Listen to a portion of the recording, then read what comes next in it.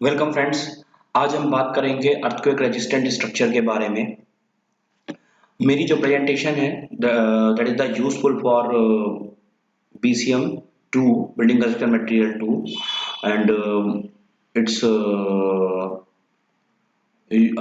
comes under SPPU syllabus, Savitri by Phule Pune university. So basically मैं firstly inform कर दूं, जो ये मेरी प्रेजेंटेशन है वो प्योरली जो हमारे इक्यू टिप्स हैं 23 उसी पे ही उसी से ही टोटली रेफरेंस्ड है। सो यहाँ मैं आपको एक्सप्लेन करूंगा कि what the EQ tips is about the earthquake resistant structure. So we go to next. So these are my basic outlines. So इसमें अर्थक्वेक होता कैसे है, अलग अलग मटेरियल, उसकी जो टेक्निकल प्रॉपर्टी हैं क्या है होती हैं, देन उसके बाद जो हमारे आर्किटेक्चरल फीचर्स और जो हमारे बिल्डिंग एलिमेंट्स हैं उन पे क्या फर्क पड़ता है और कैसे वो चेंजेस होती हैं और उनके लिए हमको क्या प्रिवेंट करना चाहिए। We just see this in my presentation. So I just go through this. Okay, so here I just show from red marks. तो actually ये जो red marks वाले जितनी भी slides हैं वो SPPU syllabus के according we are not asking about anything. So I just mention in our red. Okay, so the first EQ tips क्या कहती है कि earthquake क्यों होता है। अगर हम इस स्लाइड की बात करें तो उसमें हमने जो मेंशन किया है, फिगर वाइज की बात करें तो हमारा अर्थ का कोर स्ट्रक्चर कैसा है उसके बारे में लिखा है कि कौन सा कोर स्ट्रक्चर कितनी विड्थ का है, कितने डायमेंशन का है, उसको हम क्या बोलते हैं, वो हमारा फिगर 1 रिप्रेजेंट करता है। देन आफ्टर दैट कि हमारा जितने भी ये लैंड फॉर्म है, टोपोग्राफी है, वो कितने टेक्टोनिक प्लेट्स में अर्थ सरफेस हमारी डिवाइडेड है, कितनी टेक्टोनिक प्लेट्स हैं, तो उसके बारे में है।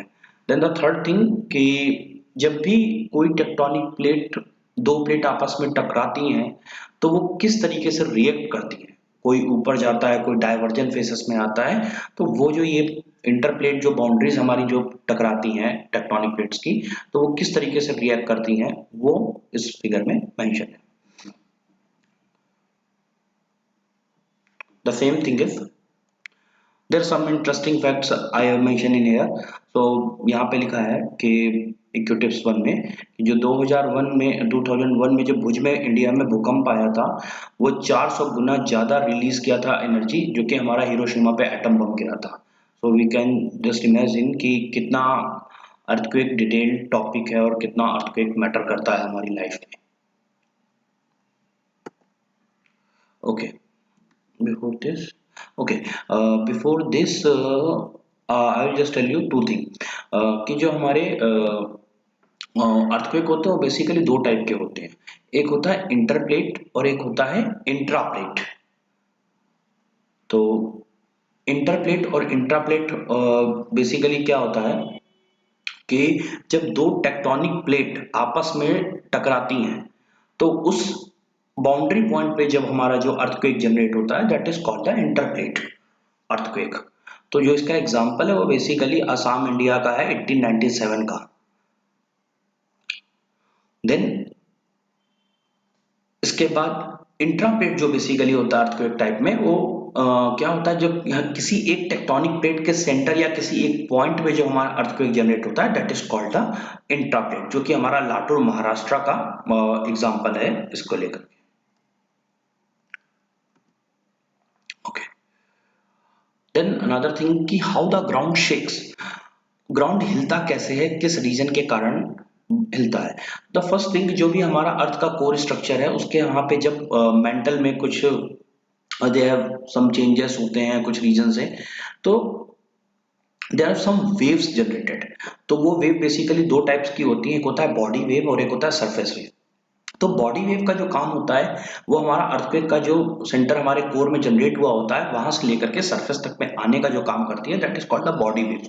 और ये बेसिकली दो टाइप की होती हैं अकॉर्डिंग टू द फिगर। अगर हम देखें तो the one is the P wave and then another one is the S wave.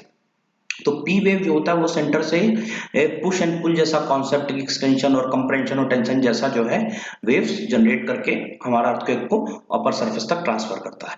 और एस वेव में जो बेसिकली होता है बेसिकली उसमें क्या होता है, बेसिकली एक डायरेक्शन होता है, डायरेक्शन ऑफ एनर्जी ट्रांसमिशन। तो बेसिकली सॉरी ऐसा ऑसिलेटिंग करता है कि ये एक तरह से लहरता है, जैसे हमारी सी की वेव्स होती हैं। सो इस तरीके से तो पी वेव और एस वेव जो बेसिकली काम करती हैं, that is our body waves, जो कि हमारे अर्थक्वेक के सेंटर से उसके सरफेस तक और अर्थक्वेक को ट्रांसफर करने के जो वेव्स होती हैं, that is called the body waves. और वो दो टाइप के क्लासिफाइड होते हैं, तो P wave and S waves. तो बेसिकली अगर देखा जाए, जब भी अर्थक्वेक जनरेट करता है तो ये मैटर करता है कि वो पी वेव है या एस वेव से जनरेट, पी वेव के थ्रू ट्रांसफर हो या एस वेव, क्योंकि दोनों में जो डैमेजिंग होने के chances that are the differences. Then another thing कि जब वो वेव्स हमारे सरफेस पे आती हैं तो वो वेव्स किस तरीके से परफॉर्म करती हैं, तो वो दो तरीके की होती हैं surface wave, that is called the love wave and Rayleigh wave. तो हम यहाँ दोनों में इजीली देख सकते हैं, लव वेव और रिले वेव। तो लव वेव में देख सकते हैं the one position are fix because the earth is a solid, so एक सरफेस उसकी फिक्स होती है और जो उसकी सरफेस होती है वो ऑसिलेटिंग करती है। तो अगर जब वो इस तरीके से करती है तो that is called the love waves. But relay wave में बेसिकली क्या होता है, इसमें मटेरियल जो होता है हमारा, मटेरियल के पार्टिकल है वो ऑस्किलेटिंग। अगर आप देखेंगे तो जो ग्रिड्स बनी हुई है, वो जहाँ पे कंप्रेशन जैसा आ रहा है वहाँ वो पार्टिकल छोटे हो रहे हैं, और जहाँ पे वो वेव्स बढ़ रही है तो वहाँ पे वो पार्टिकल का साइज दैट इज द वो इनलार्ज हो रहा है, जो कि हमारा लव वेव में नहीं हो रहा। सो that is the basic difference between love wave and Rayleigh wave. Okay, अब बात करते हैं कि इंस्ट्रूमेंट की। तो बहुत ही फेमस एक इंस्ट्रूमेंट है सेस्मोग्राफ, जिससे हम अर्थक्वेक को मेजर करते हैं, बट अभी भी हमारे पास इसका इतना प्रिसीजन नहीं आया है। तो बेसिकली होता क्या है कि इसमें एक ग्राफ पेपर अटैच्ड होता है और ऊपर एक पेंडुलम के थ्रू पेन लगा होता है। तो जब भी जमीन क्या हार्ड शेक करती है, कोई जमीन भी जमीन के कोर के थ्रू कहीं से शेक आता है, तो वो ग्राफ है उसके थ्रू, वो पेन के थ्रू, जैसे हमारा हम लोग ईसीजी या सब मार्किंग होती है ना, same like that graph paper पे अर्थक्वेक को वो मार्क करता है जब भी कोई ग्राउंड का शेक होता है। और इस टाइप के ग्राफ को हम बेसिकली रिकॉर्डिंग को हम लोग एसिलोग्राफ बोलते हैं। सो नेक्स्ट अनदर थ्योरी, जब हम अर्थक्वेक आता है तो उसकी कुछ टेक्निकल टर्म्स होते हैं, हमको क्या बोलते हैं। तो फर्स्टली अर्थ के कोर में जहां से अर्थक्वेक का सेंटर होता है उसको हम लोग फोकस बोलते हैं। और जो वो अर्थ के वेव्स के थ्रू जब हमारे सेंटर अर्थ के सरफेस पे जो डिटेक्ट होता है, उस सेंटर को हम लोग इपी सेंटर बोलते हैं। और जो वो लेंथ होती है उसको हम लोग फोकल डेप्थ बोलते हैं। ओके, सो अब हम बात करते हैं जैसे कि कैसे हो सकता है। तो फोकस बेसिकली क्या होता है, हम लोग जनरली जो न्यूज में सुनते हैं तो ऐसा सुनते हैं ना कि जो भूकंप का केंद्र था वो दिल्ली से 70 किलोमीटर दूर के साइड था।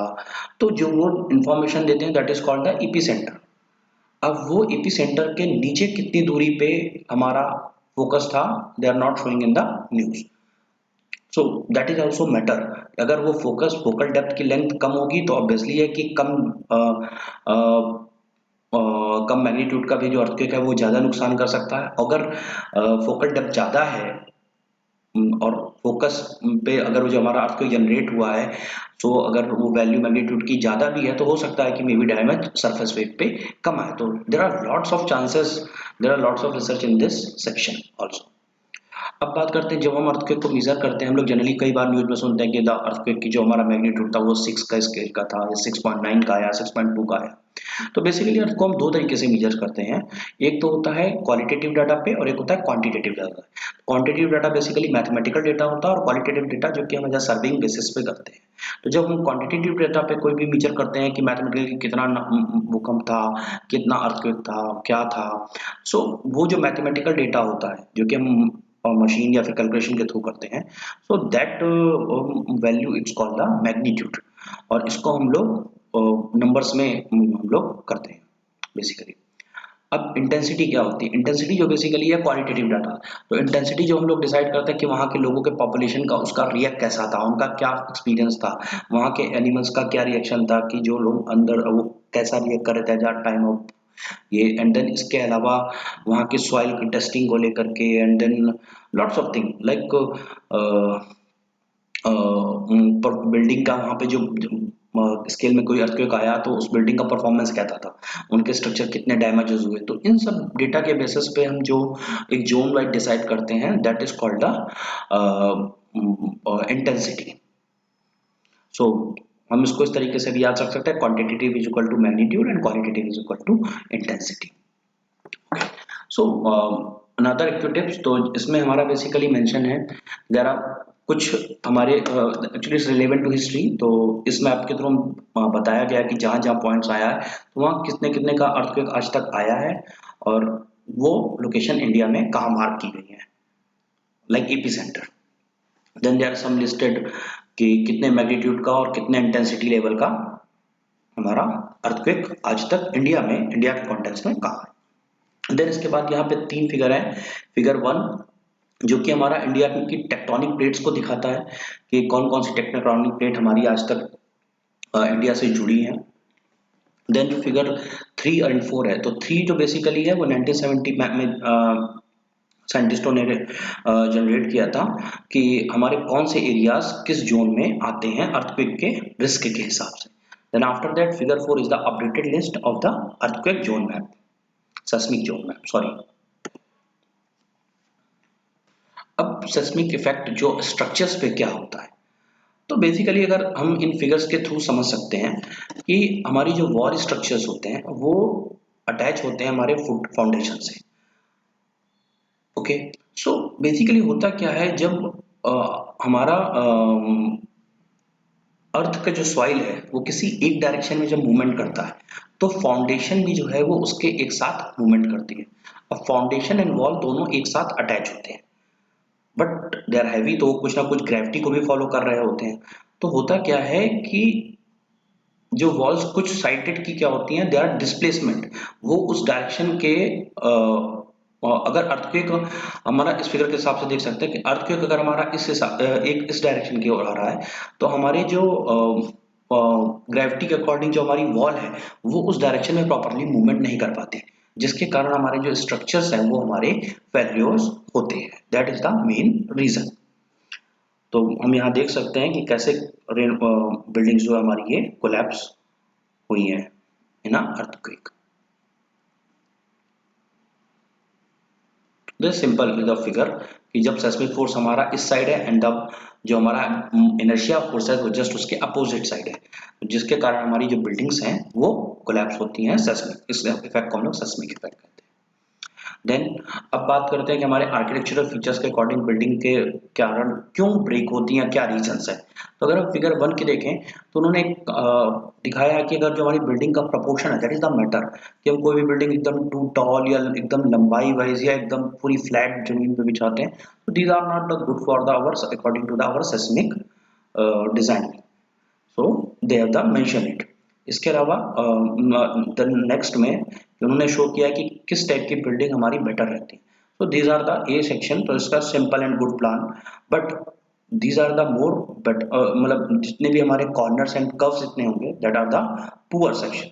बट अगर हम ये डिजाइनिंग को बेसिकली अगर हम सेपरेशन अगर हमारी कोई कॉम्प्लेक्स डिजाइन है तो उसको हम लोग अगर पार्ट वाइज सेपरेट करके लाइक एक्सपेंशन जॉइंट्स के थ्रू अगर हम ये मेक अ बिल्डिंग तो वो हमारी जो बिल्डिंग्स है वो सेस्मिक को लेकर के परफॉर्मेंस करती है।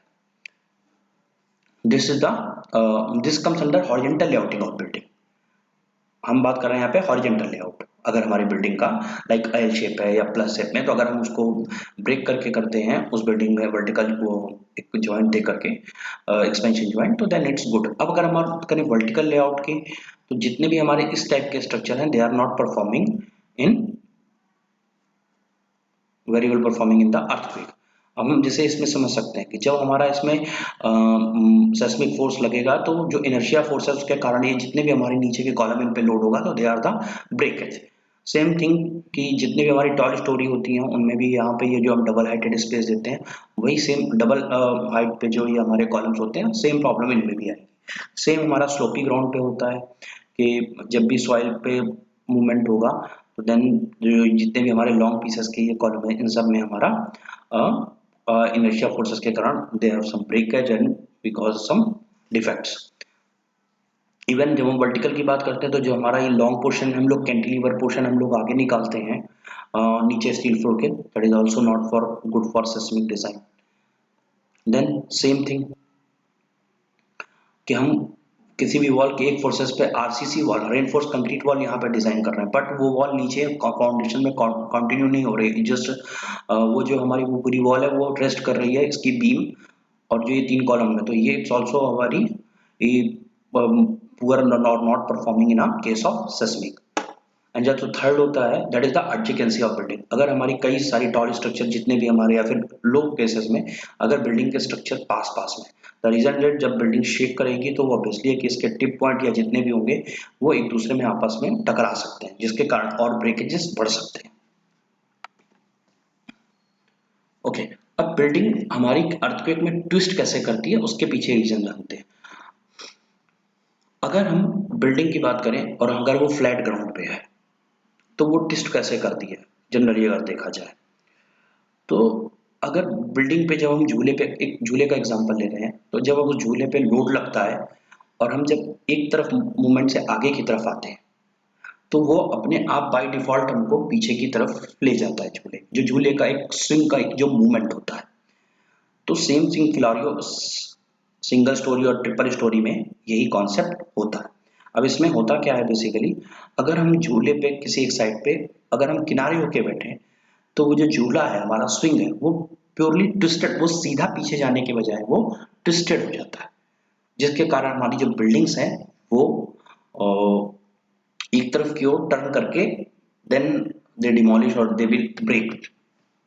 द सेम थिंग अगर वो एग्जाम्पल को यहाँ एक्सप्लेन किया गया है कि अगर वो स्लोपी ग्राउंड है, अगर हम एक तरीके से इस तरीके से किसी स्विंग पे बैठे तो वही सेम कॉन्सेप्ट जो रोटेशन का है वो इस पे फॉलो होता है। तो अगर हम देखेंगे कि अगर जब सिस्मिक वेव्स आएंगे तो जनरली हमारी बिल्डिंग के ये लॉन्ग कॉलम्स हैं वो इस तरफ की ओर के, और क्योंकि हम अगर पोजीशन देके बैठने की तो इस तरफ की ओर है, अगर इसको स्विंग मान के चले तो होगा क्या कि ये बिल्डिंग इस तरफ के जो कॉलम्स हैं वो इस तरफ मूवमेंट करके डिस्प्लेसमेंट हो जाएंगे। अब उसी चीजों को इन्होंने इधर भी दिखाया कि जब हम किसी तरीके से नीचे से कॉलम में ओपन वॉल्यूम रखते हैं, ओपन स्पेस रखते हैं, सपोर्ट नहीं देते हैं तो ये जो हमारे मूवमेंट होने के चांसेस हैं वन साइडेड वो होते हैं, ट्विस्टिंग होने के चांसेस।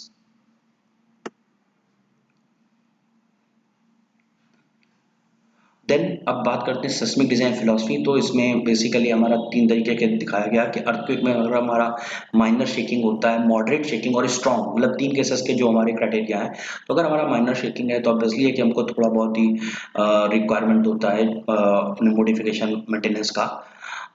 देन मॉडरेट जब आता है तो हमको मेरे जो डैमेजेस हैं वो हमारे स्ट्रक्चरल मेंबर पे भी जाते हैं, तो हमको उस तरीके का रिक्वायरमेंट होता है फॉर मेंटेनेंस डैमेज। देन जो थर्ड है हमारा स्ट्रॉन्ग शेकिंग, तो ये बेसिकली क्या होता है इसमें डैमेजेस जो हैं चांसेस बहुत ज़्यादा हो जाते हैं, लेकिन इसमें थर्ड रीज़न ये कि बिल्डिंग कोलैप्स नहीं होती है, that is comes under strong. तो तीन हमारे सिस्मिक डिज़ाइन फिलॉसफी होती है कि अगर बिल्डिंग अगर तीन टाइप के अर्थक्वेक को कैटेगरी कर दें कि माइनर, मॉडरेट एंड स्ट्रॉन्ग, तो तीन तरीके से हमारी बिल्डिंग को, अगर माइनर है तो बहुत ही माइन्यूट से क्रैक और ये सब हमारे डेवलप होने चाहिए, मॉडरेट है तो वो ऑब्वियसली थोड़ा बहुत स्ट्रक्चर पे इम्पैक्ट आएगा, स्ट्रॉन्ग है तो ऑब्वियसली है कि स्ट्रक्चर पे बहुत ज़्यादा इम्पैक्ट आएगा बट वो कोलैप्स नहीं होना चाहिए। That is the main performance of the our seismic design.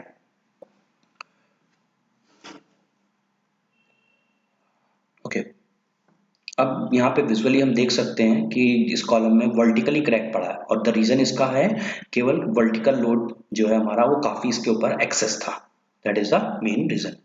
This graph is shown कि हमारी जो बिल्डिंग है उसका डक्टाइल परफॉर्मेंस कैसा होना चाहिए, उसका कोलैप्सिबल ब्रिटल वो कैसा होना चाहिए।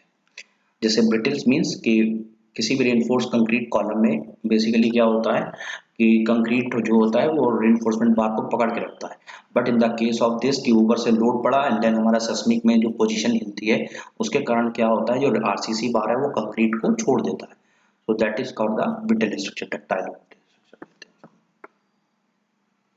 Okay, so we go for next equatives. तो अब हम बात करते हैं बिल्डिंग को अपने डक्टाइल वाइज कैसे परफॉर्मेंस अच्छा कर सकते हैं ना सिस्मिक केस। तो यहाँ दो ही तीन फिगर हैं। सो बेसिकली अगर हम मैसनरी वॉल की बात करें तो कंप्रेशन इस तरफ की ओर फोर्स होता है, अगर हमारी वॉल्स की बात करें तो they are very good in a compression, but जब हमारा टेंशन का केस आता है तो उसमें वो जितने भी उनके हमारे हॉरिजॉन्टली जॉइंट्स हैं वहाँ पे क्रैक डेवलप होने के मैसनरी के चांसेस होते हैं। तो बेसिकली अगर हम डक्टाइल की बात कर रहे हैं तो हम लोग जनरली क्या करते हैं कि अपने कॉलम का जो साइज या फिर स्ट्रेंथ है वो कभी कभी कम रखते हैं, या फिर कॉलम बीम का सेम रखते हैं जो भी है लोड के अकॉर्डिंग। जनरली हमको जो डिजाइन प्रेफरेंस करना चाहिए उसमें कॉन्सेप्ट ये है कि कॉलम की जो स्ट्रेंथ है वो ज्यादा स्ट्रॉन्ग कॉलम और वीक बीम का डिजाइन हमारा एक्सेप्टेबल होता है, जबकि वीक कॉलम स्ट्रॉन्ग बीम का डिजाइन कॉन्सेप्ट नहीं। क्यों? रीजन क्योंकि जो हमारा सेस्मिक वेव में जब आता है तो उसका सबसे पहला इम्पैक्ट जो डिस्प्लेसमेंट होता है वो कॉलम पे होता है। तो if the column is strong then it's okay, वो बीम उनको डिप्लेसमेंट होने से रोकेगा। अगर हमारा बीम की ही स्ट्रेंथ है बट कॉलम में ही स्ट्रेंथ नहीं है तो ऑब्वियसली कि सबसे पहले कॉलम में ही ब्रिटल और ये सब होगा, जिसके कारण वो ब्रिटल वो चांसेस होंगे उसके टूटने के।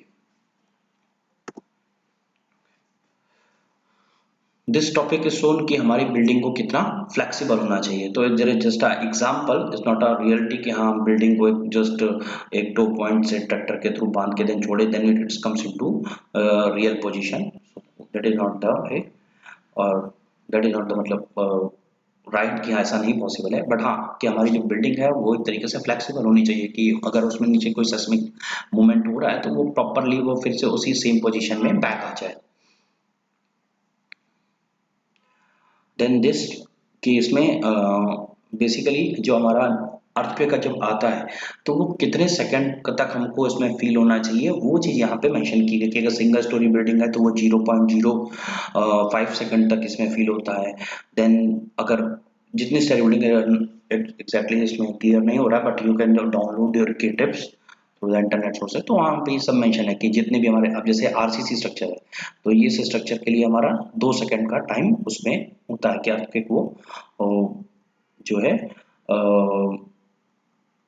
कितने सेकंड तक वो उस पर इफेक्ट करता है 2 सेकंड। अब एलिवेटेड वाटर टैंक है वो हमारा 4 सेकंड के लिए होता है। जितने भी कंजर्वेटिव ग्रेविटी डैम बनाए जाते हैं वो 0.8 सेकंड के लिए। देन ब्रिज जो होता है वो 6 सेकंड के लिए, इसलिए हम लोग जनरली कभी देखते भी हैं कि ब्रिज काफी सस्पेंशन ब्रिज बहुत हिलते रहते हैं वीडियोस में। So we go to next. In this activities basically they are mentioning various types of IS code कि उसमें क्या क्या चीजें मेंशन है। कोई मशीनरी को लेकर के है, कोई आरसीसी कोड को लेकर के है, कोई स्ट्रेंथिंग को लेकर के है या नदर नहीं। तो these are the few IS code they have mentioned it and उसके according they have mentioned the seismic zone mapping of India currently. So the whole they have divided into 4 mapping zone, 2, 3, 4 and 5। तो basically 5 में ये अनुमान ये सारे map हैं हमारे जो डार्क। तो देखा जाए तो 4 मैपिंग जोन में बांटा गया है, जिसमें से एक मेंशन है कि 60% इंडिया की जो लैंड है वो सेस्मिक जोन 3, 4, 5 में आती है। तो सेकंड में बहुत कम ही फेसेस ऐसे हैं जो आते हैं हमारे। अब बात करते हैं कि ब्रिक मशीनरी अर्थक्वेक के टाइम पे कैसे रिएक्ट करती है। तो ब्रिक मशीनरी में बेसिकली 2 चीजें आती हैं, वॉल एंड कॉलम। तो अगर हम वॉल की बात करें तो हम जब हमारे फाउंडेशन के साथ अगर वॉल की डायरेक्शन में है देखिए लाइक अगर हमारी चारों तरफ से वॉल होती है then we make a enclosed space. तो जब हमारा जो वेव्स होती हैं वो हमारी किसी एक डायरेक्शन में आती हैं, तो अब वो जिस डायरेक्शन में आती है तो उस डायरेक्शन की जो वॉल है वो उसी के मूवमेंट के थ्रू आगे अलॉन्ग में जाती है। ओके, सो उसके कारण क्या होता है हमारी पूरी बिल्डिंग जो है वो इस तरीके के शेप में लमसम डिफ्लेक्ट हो जाती है। जो लेंथ वाइज होती हैं वो टिल्टेड हो जाती हैं एक तरफ की ओर से। तो दैट इज द प्रॉब्लम जिस तरीके से हमारे मैसनरी स्ट्रक्चर रिएक्ट करते हैं। जो हमारे कॉलम होते हैं उनमें जो चांसेस होते हैं वो ओवर टर्निंग का होता है कि जब वो बार बार हिलते हैं तो वो ओवर टर्न करके वो गिरने उसके चांसेस होते हैं ब्रिक स्ट्रक्चर्स में।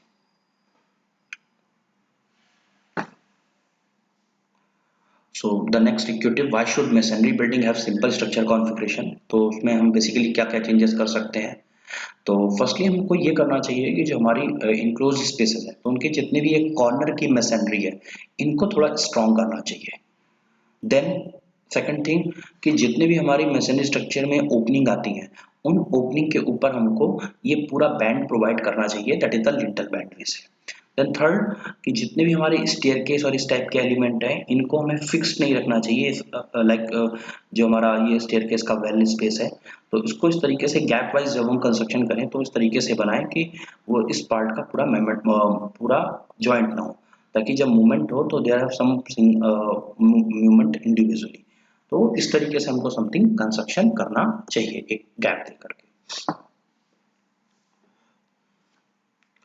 देन उसके बाद हम लोगों को क्यों हॉरिजॉन्टल बैंड नेसेसरी है, हमको अपने मैसनरी स्ट्रक्चर में लिंटल लेवल पे और कभी कभी सिल लेवल पे कई जगह लेवल पे हमको एक बैंड प्रोवाइड करना चाहिए। तो उसके केस स्टडी बेसिस एग्जांपल भी है। तो यहाँ दो जो आप इमेजेस देख रहे हैं कि यहाँ पे लिंटल बैंड नहीं था, तो उस केसेस में यहाँ पे पूरा स्ट्रक्चर लमसम डैमेज हो गया है। बट इस स्ट्रक्चर में अगर हम देखें तो हम लोगों को ईजिली सी है कि ये एक लिंटल बैंड है, जिसके कारण वो स्ट्रक्चर अर्थक्वेक के बाद भी स्टेबल है। अब हम वो जब भी लिंटल बैंड बनाते हैं तो हमको किस तरीके से ऑब्वियसली वो बनाना चाहिए, दे हैव सम डिटेल कि अगर आरसीसी का है और वुडन का है तो किस तरीके का वो होना चाहिए, that design have they have mention this equatives. According to this equatives they said कि हमारा जो है जैसे हॉरिजॉन्टल रेनफोर्समेंट तो हम लोगों ने प्रोवाइड करा दिया, तो हम लोगों को वर्टिकल रेनफोर्समेंट भी एक्चुअली अपनी बिल्डिंग में प्रोवाइड करवाना चाहिए। तो अगर हमारा वर्टिकल रेनफोर्समेंट अगर जब होता है तो उस केसेस में बेसिकली क्या होता है कि जो हमारा मूवमेंट है वो इस तरीके से होता है और जिसके कारण बिल्डिंग में कोई क्रैक डेवलप नहीं होता है। और अगर ये ना हो तो हमारी जो बिल्डिंग्स है उसमें वॉल्स में जो है वो क्रैक होने के चांसेस जो हैं वो हमारे ज़्यादा हो जाते हैं। अब सेस्मिक स्ट्रक्चर में बेसिकली स्टोन वॉल कैसे रिएक्ट करती है, तो स्टोन वॉल का रिएक्शन के लिए हम जस्ट कुछ ही चेंजेस कर सकते हैं कि हमको जो अपने स्टोन का सिलेक्शन है उस पर ध्यान देना पड़ेगा और the placing of the through stone कि हमको कैसे करना है, कितने साइजेस का, उनके राउंडेड एजेस और इनको लेकर के और वर्टिकल जॉइंट्स को लेकर के ही ये स्टोन स्ट्रक्चर पे हम लोग वर्क कर सकते हैं।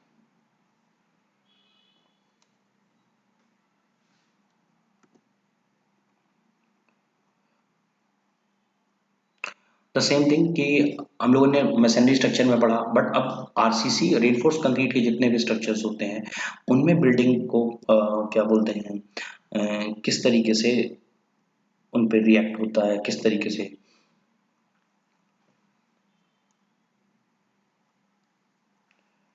उस पे रिएक्ट होता है। तो अभी जो सेम सिनेरियो ने एक टिप्स में बताई थी स्टार्टिंग की, strong column and weak beam reaction जो है it's a positive for seismic code and weak column and strong beam. तो यहाँ पे दिखाया है कि वीक कॉलम होंगे तो किन किन पॉइंट्स पे जो है वो डैमेज ना स्टोरी हमको मिलेगा। स्ट्रॉन्ग कॉलम होगा तो हमारे वर्टिकल में जो हमारा केवल दो जगह पे हमको प्रॉब्लम्स होंगी, बाकी पूरे हमारे स्ट्रक्चर पे कहीं दिक्कत नहीं होगी, बाकी फिर हमारे बीम्स पे ही होगी issue.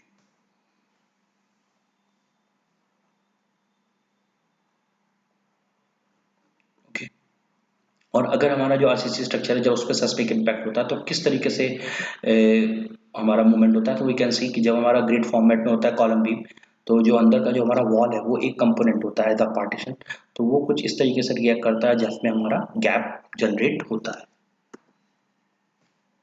Okay, so in this slide basically जब हम बीम को आरसीसी बिल्डिंग के अकॉर्डिंग रजिस्टर स्ट्रक्चर बनाते हैं तो हम क्या क्या चीज़ें कर सकते हैं। तो बेसिकली हमको वर्टिकल स्टीरअप कैसे लगानी होती है, देन उसके बाद हम लोग को किस तरीके से स्टीरअप को किस किस जगह पे प्लेस कर सकते हैं लैपिंग करते समय, तो जो ये हमारे इसमें कितने कितने डिस्टेंस, कितना डाया या क्या साइजेस लेना है, तो वो सारी इंफॉर्मेशन हमारे इस इक्विप्स में है। एंड सेम थिंग इज जब हम कॉलम को एक सिस्टमिक स्ट्रक्चर बनाते हैं तब हम कैसे कर सकते हैं, तो दे हैव मेंशन कि जो हम स्टीरअप लगाते हैं उनके बीच की स्पेसिंग कितनी होनी चाहिए, जो हमारा ये बार निकला हुआ टाई के लिए यू शेप में वो कितना 10 टाइम डायमीटर ऑफ टाई कितना निकला होना चाहिए। देन हम अपने जितने भी हमारे रेक्टेंगुलर कॉलम्स के पास हैं उनको एक्स्ट्रा लिंक करके थ्रू टाई अप करना चाहिए। देन वो बीम के साथ किस तरीके से ज्वाइंट होने चाहिए। So these are the details comes under in this types of in this equitates. Then the same thing कि अब कॉलम में कैसे चेंजेस होने चाहिए बीम में, तो देन आफ्टर दैट कॉलम और बीम के जहाँ जॉइंट्स आते हैं उन जगह पे हमारा बेसिकली क्या होना चाहिए, किस तरीके से जॉइंटिंग होनी चाहिए कि ताकि वो सिस्मिक में परफॉर्म कर सके, they are mention in this I code.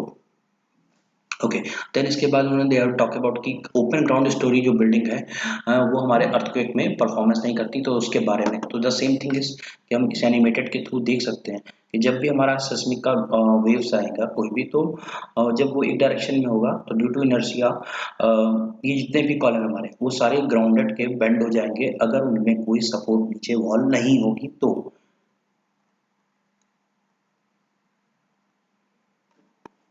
इस चीज को उन्होंने अर्थक्वेक ऑसिलेशन के थ्रू भी समझाया, पेंडुलम के थ्रू इन्वर्टेड, कि अगर हम जब भी कोई अब ऊपर एक लोड है अगर वो स्टेबल पोजीशन में, तो अगर हम लोड ग्रेविटी ऊपर ये हैवी लोड है और ये नीचे इन्वर्टेड कंपोनेंट, तो इन्वर्टेड पेंडुलम की कंडीशन को है, तो जब भी कभी सेस्मिक नीचे से हम उसको मान लीजिए इसको शेक करते हैं या उसको एक वाइब्रेशन देते हैं, तो जनरली क्या होगा कि जो ये हैवी स्ट्रक्चर है वो इस तरफ और इस तरफ की ओर शेकिंग करेगा, जिसके कारण क्या होगा, जो कि हमारा कमजोर पोर्शन है जो कि ग्राउंड पे स्टिल फ्लोर होता है, तो इसके जितने भी कॉलम है ये हमारे ब्रेक होने के चांसेस, ब्रिटल होने के चांसेस ज्यादा होंगे। हम ये इन फोटोग्राफ्स में देख सकते हैं, जहां जहां स्टील फ्लोर था, सो बेसिकली वो स्टील फ्लोर ही प्रॉपरली टूट गया, ब्रिटल हो गया, ब्रेक हो गया प्रॉपर। ये जनरली हम लोग करते हैं for parking, but that is the totally wrong for the seismic design. Again the thing is कि जो हमारी बिल्डिंग में शॉर्ट कॉलम्स होते हैं, जो हम लोग शॉर्ट कॉलम्स लगाते हैं, वो बिल्डिंग के शॉर्ट कॉलम जल्दी डैमेज होते हैं कंपैरेटिवली टू हमारे रेगुलर कॉलम्स। हम देख सकते हैं कि अगर हमारी बिल्डिंग में कोई हाफ कॉलम इस तरीके से डिजाइन है और ओपनिंग कर रखा है हम लोगों ने, तो जो ये पोर्शन होता है इसको हम लोग शॉर्ट कॉलम बोलते हैं। तो जो ये कॉलम है वो हमारे बेसिकली अर्थक्वेक में जल्दी टूटते हैं कंपैरेटिवली टू रेगुलर कॉलम, तो हमको इस केसेस से बचना चाहिए। देन अगेन थिंग कि जो शियर वॉल्स होती हैं सेस्मिक रीजन्स में वो ज़्यादा अच्छा परफॉर्म करती हैं comparatively to column and masonry structure. तो अगर हमारा शेयर वॉल्स है और उस लोकेशन सेम वाइज है तो ये shear wall comparatively to better performance करती है, but it's perfectly designed. Then another is a newers technology कि जब हमारा अर्थक्वेक आता है तो इट्स अ शेक, तो अगर हम कुछ ऐसा कर सके कि हमारे फाउंडेशन पार्ट्स और जो हमारा सुपर स्ट्रक्चर पार्ट है तो उसके बीच में एक देयर इज द गैप की स्पेशर की, ताकि वो जो मूवमेंट है वो उसको वो खाली फाउंडेशन तक ही रखें। तो इस टाइप की टेक्नोलॉजी जो बेसिकली आजकल यूज हो रही है, that is reducing the earthquake effect in the building. तो इसके लिए हम लोग रोलर और स्पेशल फ्रिक्शन डैम्पर जैसे टेक्नोलॉजी को हम लोग बेसिकली मैकेनाइज्ड सिस्टम है, इसको हम लोग आजकल अपनी बिल्डिंग में यूज करते हैं। Another there are some provided some YouTube links जो कि वेरियस और पर्सन के हैं जो कि क्यूटिप्स के बारे में डिटेल्स वीडियो हैं, so you can go through here when you can search it even if you want this presentation, so I'll just give the drive link in my presentation, you can download it, so it's freely available. So if you like my video, and if you like my presentation, so please like my video and subscribe my channel. Thank you. And where I mentioned there are the quick tips जो कि BMTPC and department of civil engineering IIT Kanpur इनके थ्रू develop की गई है। And I will mention you कि there is the department NICEEE जो कि हमारे अर्थक्वेक के बारे में बहुत ही रिसर्च करते हैं, तो you can check the website also NICEEE for more details. Thank you so much, and please like my video and subscribe my channel. Again, you can download the presentation from my caption.